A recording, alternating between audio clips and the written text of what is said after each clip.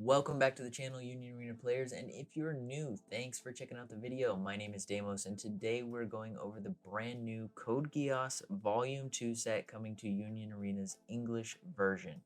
If you're not already, make sure to subscribe for more Union Arena content, and just like in my previous set release videos, these decks are meant to be a starting point for those who are looking for ideas as well as brand new players. There's plenty of other cards in this set we're not going to go over today, so please make sure to check out the official website in the description below for the full set list and have fun deck building.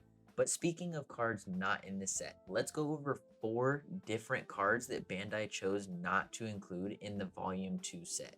These cards are currently not available anywhere in the English version of the game, nor have they been confirmed for a future set as promos as of recording this video.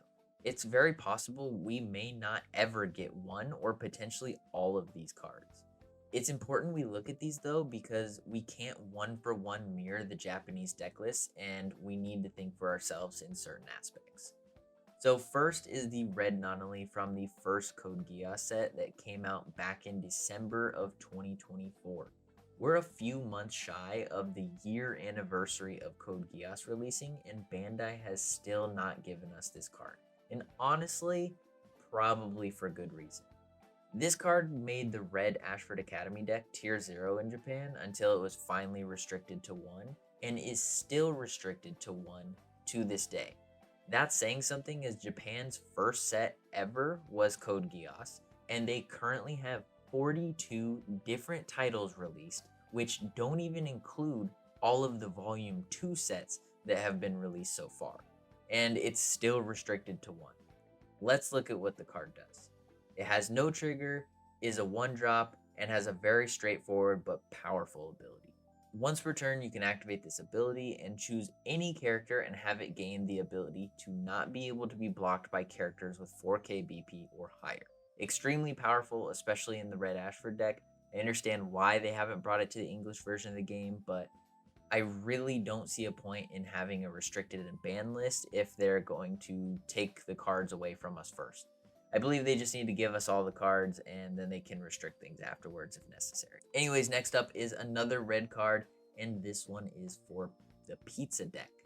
This card, along with the next 2, are promo cards that came very recently in Japan as cards that can be traded for tickets by the players at their local shop. Let's see what this one does. If you have 4 or more pizza affinity cards in your sideline, this character gets plus 1500 BP. When played, choose one of the following effects. Look at the top 7 cards of your deck, reveal up to 1 pizza affinity card among them, and add it to your hand. Place the remaining at the bottom of your deck in any order. If you added a card to your hand, place one from your hand into the sideline. You may place 1 event card from your hand to the sideline, and if you did, draw a card. It also has an active trigger. Overall, very good for a 1-drop, and I definitely think it is essential to the deck, but we'll get into that later. Next, we have purple with the 4-drop Action 2 Colin Kozuki. This is not to be confused with a card that is very similar in art that we are getting, which is the 3-drop Action 2 Double Energy Colin. Let's see the ability on this one. This card has Nullify Impact and a When Played ability. You get to choose up to 2 characters on your opponent's front line. They get minus 1000 BP during this turn. If there is a Lelouch Lamperouge on your field, choose one of the following effects. Set this card to active, or choose up to 1 of your AP cards and set it to active. It also has a Get trigger. It's a really good card, and it's unfortunate for purple that we don't have it, as this card honestly brings the whole Action 2 Geass deck together. Without it, the deck just really isn't there yet, but we can get into that list later. And lastly, we have the 4-drop blue Lelouch Lamperouge. This card is also really good for the strategy that blue is trying to accomplish. Let's go ahead and take a look. When played, if your opponent has a rested character on their field, choose up to 1 other character on your field and set it to active. And then it has activate main once per turn. Can only be activated if your opponent has a rested character on their field. Choose 1 other character on your field and it gets 1000 BP during this turn. Very good for the strategy. We can jump into that here in a second. This card can really help the aggressiveness of the deck by being able to switch something on your field back to active, as well as giving your characters a buff, which can be crucial to dealing that extra bit of damage. And since the blue color is brand new, let's go ahead and take a look at that first. Here's the list for Blue Brothers, which is Lelouch and Rolo. And without spoiling an almost 20-year-old anime, yes, I know we do not like Rolo. Anyways, getting into the zeros, we have Lelouch, who has a draw trigger and is a raid target. Rolo, who has a get trigger and is a raid target, as well as Xianglin for her active trigger. Then we have the one drops. We have Zero, whose official card art on the website is missing the name bar. He's always treated as Lelouch and has a when played ability to look at the top 4 cards of your deck, reveal up to 1 Order of the Black Knight's Affinity card among them, and add it to your hand. Then you place the remaining on bottom of the deck, and if you added a card, place 1 card from your hand into your sideline. Pretty good. I definitely wish Purple had a card like that, but they don't. Then we have the C2 for her Nullify Impact ability, which is randomly really good against Green Saitama, because even when she's sidelined, she can give something else Nullify Impact. Realistically though, if that Saitama is in play, you're probably losing anyways. There's also only one 2-drop, and it's a really good one, but can feel slow at times. We have Rolo, who can activate his ability while he's on the front line to switch himself to resting, and then choose another card on your opponent's front line and switch it to resting. Really nice because most of the abilities from here on want to see a card resting to activate. Speaking of, we have the 3-drop Lelouch, who can draw a card if there is a resting character on your opponent's field. We have the 3-drop Zero that can switch one of your frontline Black Knight cards to resting, and then your opponent switches one of their cards to resting. And for the top end of the deck, we have Rolo, which can pay an additional AP on play to choose a character that has an Activate main ability, 3,000 or less BP, as well as 1 or less energy generation on either your opponent's frontline or energy line, and sideline it. As of right now, there's a little over 110 cards that this Rolo can sideline with his ability, but if I'm being honest, I truly believe Bandai gave him this incredibly specific ability to be able to sideline the 2 red anomalies that are used in the red Geass decks. I see you, Bandai. Next up, we have the biggest miss of the entire set being Shinkiro, which is only a rare and did not get an alt art, and also didn't get an alt art in the new Rare Battle event pack. I'm totally not angry about it or anything like that. He's got impact as well as an activate main ability when he's on the front line. Once per turn, if there is a resting character on your opponent's field, draw a card and give this character. Your opponent cannot choose this character with abilities on characters or triggers until the end of the turn. Then we jump over to Vincent, Rolo Fighter, who, when played, you can choose up to 1 character on your opponent's front line and switch it to resting. It will remain set to resting the next time it would be switched to active, and then he also has an activate main ability. If he's on the front line, he can switch himself to resting to choose 1 character on your opponent's front line and switch it to resting. Then this list plays 2 Locket. You can only use 1 Locket per turn though, so you're able to choose 1 Rolo or Vincent on your field and switch it to active, and it gains 1000 BP until the end of the turn.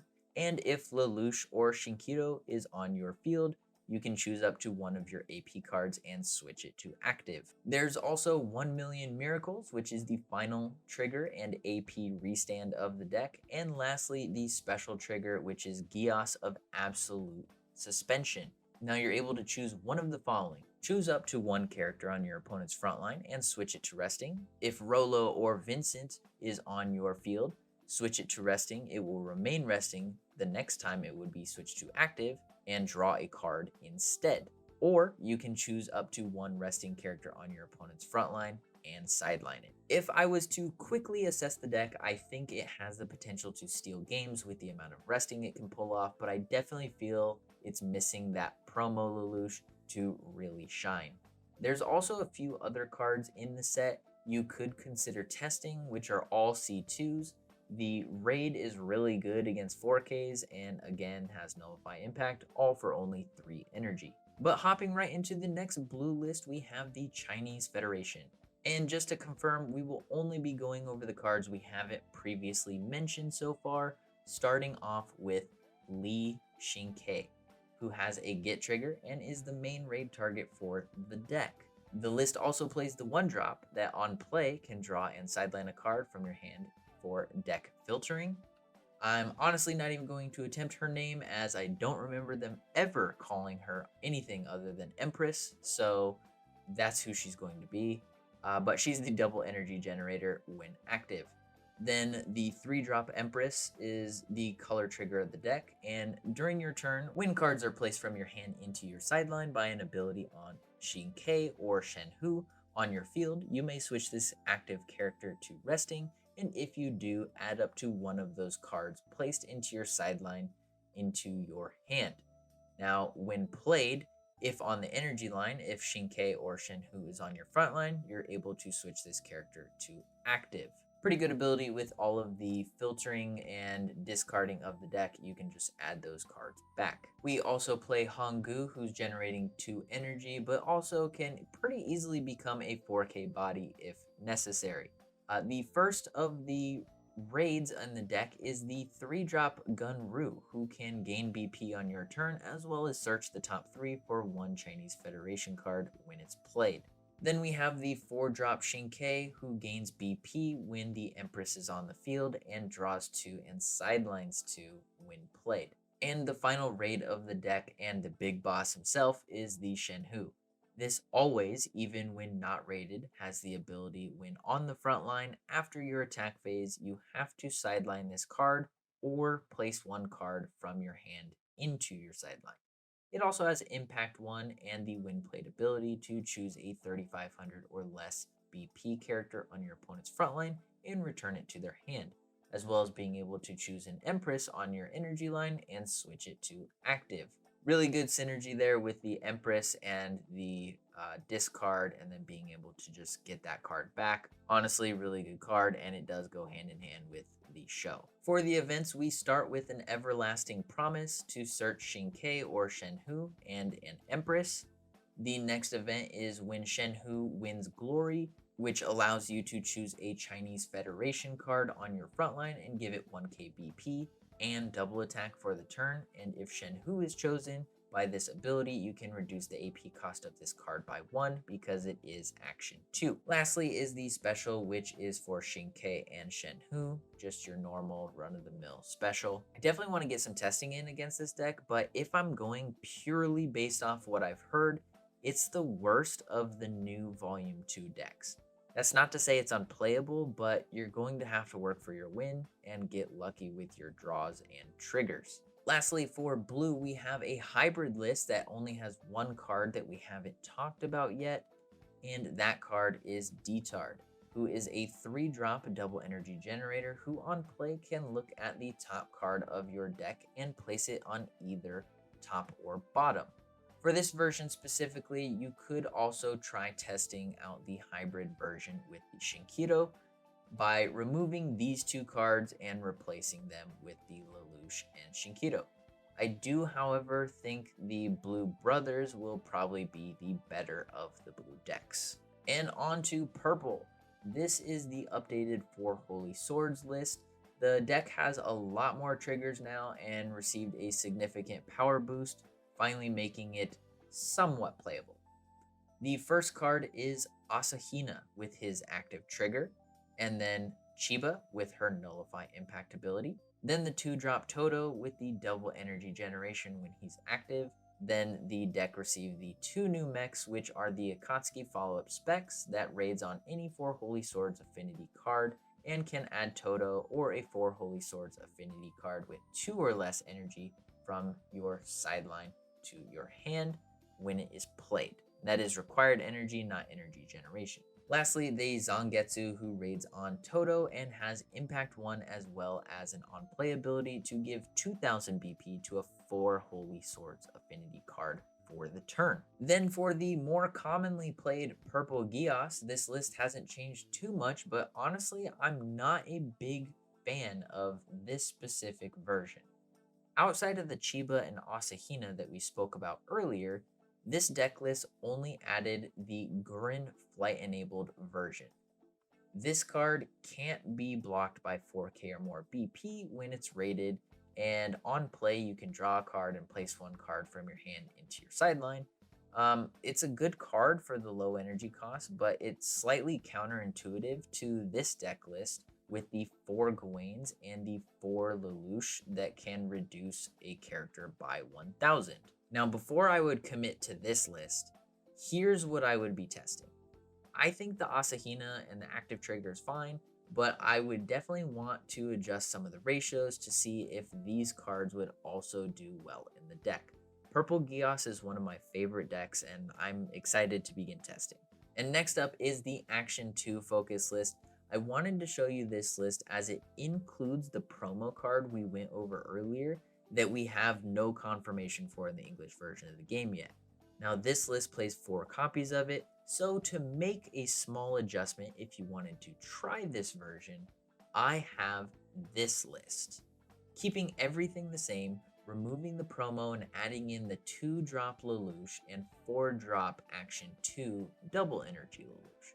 Those 2 cards synergize and help with the deck's overall strategy with removal and being able to take advantage of Action 2 cards, so I thought they were the obvious choice.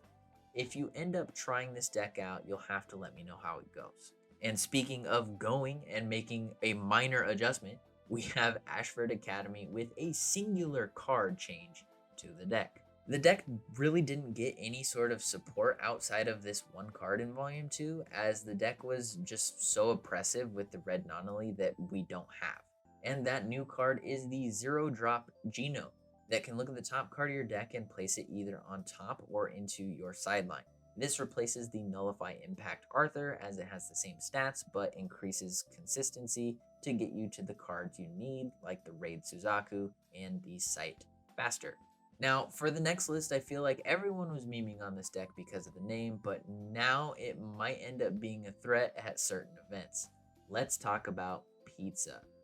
This deck added 2 cards and is still missing the promo, but the 2 cards it does add really do boost the power level.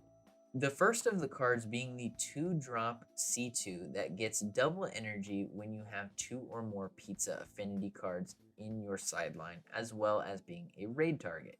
And that's for the brand new Raid C2, who on play, you may place 2 cards from your hand into your sideline, and if you do, draw 3. She also has a win sideline ability. If you have 3 or more Pizza affinity cards in your sideline, you can choose up to 1 character with 3 or less required energy other than C2 from your sideline and put it in your hand. And you may notice that this deck is playing the double energy Colin instead of the Ganymede that can search cards. I definitely say test that, but having another 4K attack is always nice.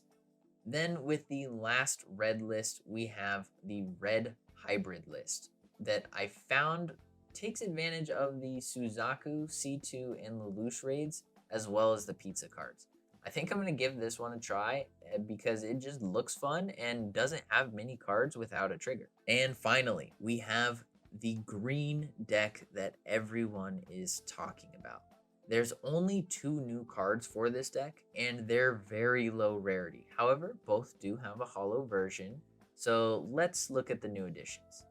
First is the 0-drop Anya that has a draw and discard ability on play.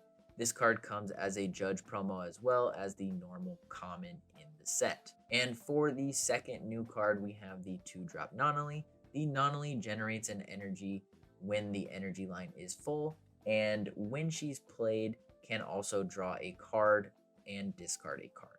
This is a rare in the set and also has an alternate art version for you max rarity enthusiasts. Now the big question, this deck only received 2 low energy cards. Why is it now suddenly tier 1? Well, the deck is able to now get what it wants more consistently with the Anya and Nonali's abilities, as well as Anya's draw trigger. And being that Nonali is also a double energy card most of the time, it helps out greatly. The Lancelot deck was always really good. However, it just had a hard time with the limited double energy cards as they had lackluster abilities and usually no trigger. Now the deck has an additional 8 cards to filter for what you need and find you the game-winning cards. There is, however, one small adjustment I'd be looking at making if you're going to test other cards than what's on this list. Dropping the 1-drop Lloyd for the unit maintenance might be a better choice, as it allows the same amount of searching, but you're able to add any character and potentially get an AP back.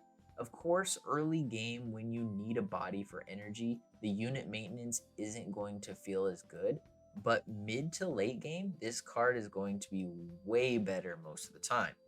Something to think about, and maybe you don't drop the Lloyd, but I think the curve is alright with so many 2-drops and technically unit maintenance being able to search a character if absolutely necessary. For the next green deck, we have Knights of the Round. I honestly think this deck is really weird for being such strong characters in the show, but the deck's power really is just not there. And the fact that the new Lancelot and Suzaku have zero synergy with the other Lancelot deck. So let's go ahead and hop in. The first card is the 0-drop Gino. He also has an active trigger and 2k BP. Then there's the 1-drop Gino that can search the top 3 for a Knights of the Round affinity on play, which is almost every card in the deck outside of the 2 Suzakus from the first Code Geass set. We also have the 2-drop Step Anya with an active trigger, the new SR Suzaku, who has a win attacking ability to give another Knight of the Round damage +1 for the turn. Then our first raid is the Mordred, who can raid on Anya. It has double block, gains 500 BP, and during your turn, if you have 3 or more other Knights of the Round on your field, when it's played, you can give another Knights of the Round impact 1. The next raid is Tristan, who raids on Gino. Similar ability to Anya, gains 500 if you have 3 or more Knights of the Round on the field, and on play, he draws a card. Then the last raid, we have the Lancelot Conquista, who, like the Mordred and Tristan, has an ability during your turn while you have 3 or more Knights of the Round on your field. This card gains 1k BP and impact. It also has an activate main ability to give another Knights of the Round 1k BP if he's on the front line. And the last new card of the deck is the event, which is also named Knights of the Round, to search the top 5 and add up to 2 Knights of the Round from them to your hand. The deck is okay, but it's just funny it loses to the old Lancelot deck because they're 5k BP, and the raids in this deck aren't all that powerful. Overall, I'm sure you can have some fun with it, but don't expect this deck to be winning a regional. And the last deck I have for you today is something that's probably even worse than Knights of the Round, but is a cool idea nonetheless. Here we have the pure Britannia list, focusing on always having characters out because of the multiple cards that can play something for free, as well as multiple cards that boost the BP of your characters. There's only 3 cards from the new set, which are the 0-drop Anya, the 2-drop Nonali, and the 2-drop Schneisel. Essentially, this card will buff something by potentially up to 2k BP and has a nice active trigger. This deck definitely seems fun, and I'm sure can be picked up for less than $10. So if you want something that is cheap and might annoy your opponent with how many little guys you're blocking with and then playing for free the next turn, this might be the deck for you. Alright, and that's the decks for today. So make sure to go and support your local store right now during the release event period. If you join the tournament, you don't have to have a deck, and you can go ahead and compete for this sweet holo action point. This is the very first time Bandai has made an action point for the winner card for a release event. Very cool idea, as it's universal to anyone who likes Code Geass. And if you're wondering where you can find who's running an event near you, check out the Bandai TCG Plus app, available both on Google Play and the Apple App Store. And if you're wanting something more competitive, get ready for the rare battles coming up in a few weeks, where players compete with one specific IP or intellectual property, in this case Code Geass, and battle it out with decks only from that anime. If you take first, you can get the winner C2 card, and if you place in the top 4, you can get the non-winner version as well as the action point sleeves, all with the new first anniversary logo.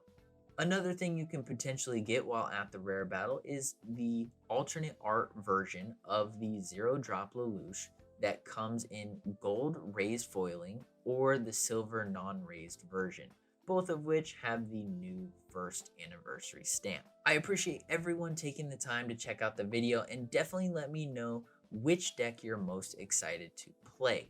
I know I'll probably end up building everything and go on a tear with Geass for the next few weeks at my locals in my area. Again, if you're not subscribed, make sure to do so you don't miss out on any more Union Arena content, and thank you for watching. I'll see you all in the next video.